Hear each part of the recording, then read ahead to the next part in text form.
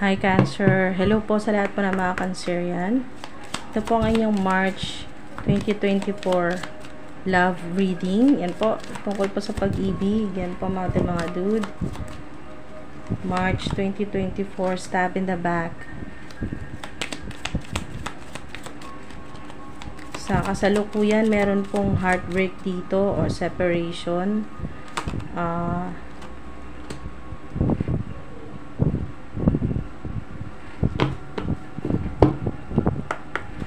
The Chaser. Date, I like you. Mirror. Yung ex po ninyo, meron dito na hinahabol ka pa rin. Okay. So, pero kasi siya yung nagbigay sa'yo ng heartbreak. At nagkaroon dito ng deception talaga. Pero maaari din na meron ka ng bagong dinidate. Yan po. So, i-adjust nyo na lang po ang inyong gender. Kung kayo man po ay female, male po yung inyong kadate. Kung kayo man po ay male, female po ito na makakadate po ninyo. Kasi meeting someone new. At kung ang tanong mo ay gusto ka rin ba nitong bago mong nakakadate, or kung hindi man po nagde-date ng nakikita nyo po ng personal, no? Sa ilan naman po ay LDR, ay kung ang tanong po ninyo, gusto ka ng tao na to, yan po, meron talaga siyang gusto sa'yo. So, pero maaring warning din po sa ilan na kung meron po kayo nakaka-date. Ito sa ilan naman po na may nakaka-date po kayo. Lalo na kung ikaw yung nararamdaman mo talaga na ikaw yung parang natatakot ka na mawala ang tao na to sa'yo, or yung bigla na lang hindi na magparamdam. So, yung abandonment na, yung fear of abandonment, kung ito yung nararamdaman mo, ikaw yung tinutukoy dito na chaser, ikaw yung maghahabol sa tao na to. Ang warning dito mga dude, dahil nga red flag na to, basta may stab in the back, ibig sabihin hindi magiging totoo talaga sa'yo ang tao na to. May deception dyan. Oo, yan ang totoo. Truth. At malalaman mo ang totoo dyan, mga dude. Ayan. Ito yun, maaring matagal na rin kayo nahihirapan sa relationship po ninyo, kasi 10 of Wands ay matagal na po yan na burden para sa inyo. O maaring ang tao na to ay ito pong romantic partner po ninyo, stress na kayo, matagal na kayong stress dito, or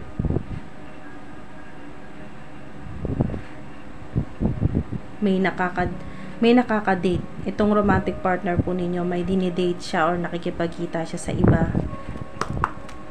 Dahil nga sa stab in the back dyan. Cheater energy. Okay, so illumination.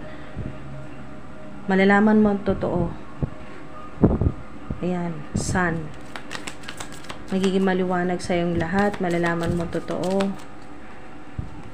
Kung ano man yung ito yon. Masakit mga dude, dahil heartbreak talaga. Reverse nga itong 10 of Cups. Confirmation dito sa separation. Maaring kakahiwalay lang po, or naghiwalay na po kayo ng inyo pong romantic partner. Pero pinaglaban mo rin eh. Marami na ring nalagpasan na problema. Pero nga, dahil matagal na rin sa ilan, matagal na po yung ganyang issue, ay maring ito na yon.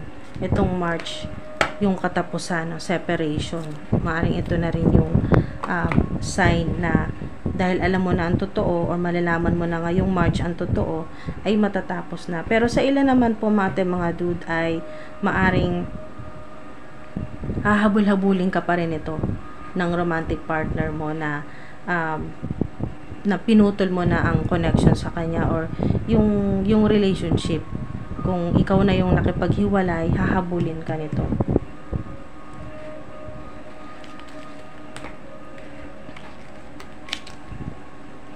Pero, ikaw naman, mga dude, dahil nga single ka na ulit, ay may ibang, merong iba na nagkakagusto sa'yo. Someone likes you. At gusto kang i-date, or gusto kang makilala. Yan po, mga dude. Or nakikipag-chat na to sa'yo. Wait. Ayan. Maring hinihintay ka lang ng tao na to na kung kailan ka maging ready na makipag-relationship. Light, ayan confirmation, light, itong sun, light, illumination. Talagang magiging maliwanag sa iyong lahat. Malalaman mo ang totoo, may matutuklasan ka sa yung ganitong stab in the back na energy na panloloko sa'yo. Ito yon, yung I'm open to compromise. Ito yung chaser na hahabol-habulin ka, lahat ng mga condition mo gagawin niya, yung ego niya, yung pride niya, ibababa niya para sa'yo kasi nga siya yung naghahabol. Pero depende sa'yo kasi ito yung energy mo, I need more balance kasi nga talagang kailangan mo ng kailangan mo ng panahon din ng time para sa sarili mo na gumaling yung heartbreak, yung sakit na ng pandoloko sa'yo. Yan po. Meron din kasi itong mirror na to.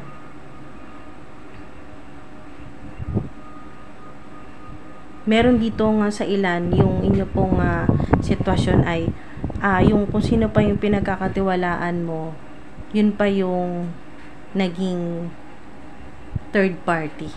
Okay. Yan, special ka sa tao na to. Itong bago na may gusto sa'yo at gusto kang i-date, you are so very special. Maring significant ang 21 or 7. Meron ding 2. Okay, so ang clue dito, kilala mo na. You already know kung sino man ito na may gusto sa'yo. Maaring chinachat ka na nito or nakakausap mo. Ayan. So, mga dude, hindi lang ikaw yung magsisimula ulit ng panibagong buhay, bagong relationship. Hindi lang ikaw. Kasi para sa kanya, my life started when I met you. Ayan, nagsimula ulit na kumbaga parang mabuhay siya ulit, yung maniwala ulit siya na may love, na totoong may forever pa rin. Yan po. So, ikaw yung magbibigay kasi 2. So, ang sinasabi dito ay ikaw yung makakakumpleto na sa kanya. Okay. Itong bago na may gusto sa'yo. Pero depende pa rin kung kasi mga dude, hintayin ka naman niya naghihintayin siya sa'yo. Wait. Hintayin ka niya kung kailan ka magiging ready at magiging balance na yung energy mo. Kasi sa ngayon, kailangan mo pa ng healing at bumalik na sa tamang balance yung energy mo. Yan, Kasi kailangan mo pa, I need more balance. So, kailangan mo pa talaga ng time. Yan po, kasi I need more balance. Kasi hindi naman talaga madali na sumunggab sa panibagong relationship, na pumasok sa bagong relationship na yung separation dito kasi sa ilan ay may involved na talaga na bata or mga bata. So, maaring nagkaanak na rin kayo ng romantic partner po ninyo. May anak or mga anak na rin kayo. Kaya hindi ganun kadali. Mga dude. So, hinihintay ka naman ito. Hinihintay ka niya. Itong bago na may gusto sa'yo. Willing yan siya maghintay sa'yo, mga dude. Kung kailan ka maging ready. Ayan. Do you even care? Itong naghahabol sa'yo na ex mo. Iniisip niya itong ex po ninyo, parang wala ka nang pakialam sa kanya. You matter. Okay, so dito sa ex mo, ikaw pa rin yung gusto niya. Dito naman sa bago, ayan po, mga dude, ikaw na yung mas gusto niya kahit bumalik pa yung ex niya. Ikaw na yung mas pipiliin niya.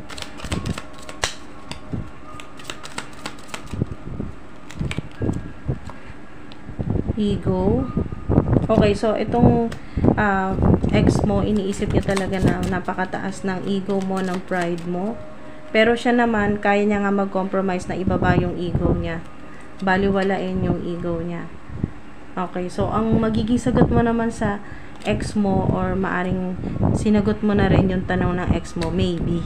Hindi ka sigurado. Kasi nga hindi ka na sigurado rin sa nararamdaman mo kung kaya mo pa bang magtiis kung mauulit, dahil naisip mo kasi maaring maulit pa rin yung gano'n na mag-aaway na naman kayo, nalolokohin ka na naman. Yan po. So, yan, gusto ka pa rin niya. I have so much desire for you. Gusto ka pa rin ng ex mo. Pero, gusto ka rin itong bago mo. Yung bagong nagkakagusto sa'yo.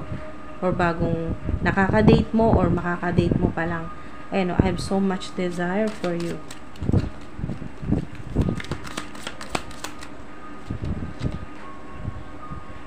Listen to your heart. Ayan. Basta ikaw ang masusunod dyan. Kung gusto mo pa rin yung ex mo or gusto mo mag-take ng risk para dito sa bago, listen to your heart. I need more time. Kailangan mo talaga ng oras, ng panahon. Kasi hindi ganun kadali yun, mga dude. Kailangan mo talaga ng panahon.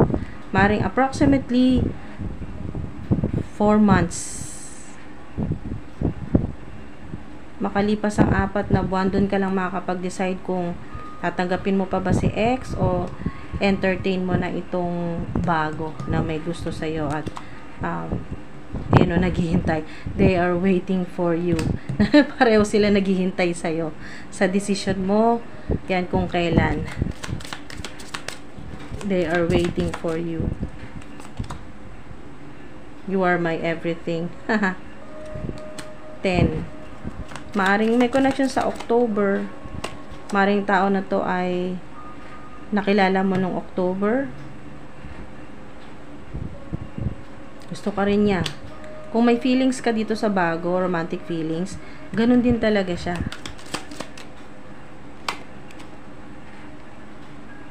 Okay. So, itong bago, gusto kanyang papiliin. Pero maghihintay naman siya sa'yo. Yan o. Kasi I need more time. Maring sagot mo to sa kanya, bigyan ka pa niya ng, kumbaga, bigyan ka pa niya ng time na makapag-isip. Pero maaring dumating din kayo sa punto na papiliin ka niya na sino ba talaga, si ex o siya. Okay, so final card. Yan, you make my heart full. Okay, so itong si Chaser, si ex mo na naghahabol pa rin sa'yo, talagang na-realize niya na ikaw talaga yung nakapuno talaga ng yung anong kulang sa kanya. Okay, talagang nakapagpasaya sa kanya at yun yung pinangihinayangan niya, kaya nga siya naghahabol pa rin sa'yo. Pero itong bago, okay, sa'yo niya nakita yung hindi niya nakita sa ex niya. Kaya, maghihintay talaga siya sa'yo. Ayan, mga dude. Sobrang synchronized, no? Kailangan mo ng time. Siya naman ay maghihintay. Itong bago. Bago nakaka-date or makaka-date mo. Mga dude, ang sun, ibig sabihin yan, maganda yan. Na kung ano man yung maging decision mo ay pinakinggan mo yung puso mo. At dun ka pa rin, kung pipili ka, ang sinasabi dito ay yung truth, yung totoo sa'yo, yung mapagkakatiwalaan mo. Kung pipili ka na rin lang yung sigurado ka na kilala mo or talagang mapagkakatiwalaan. Totoo, truthful yung energy. So, mga dude, maraming salamat po. Ito lang po sa ngayon. Love reading para sa mga Cancerian, March 2024. Thank you po.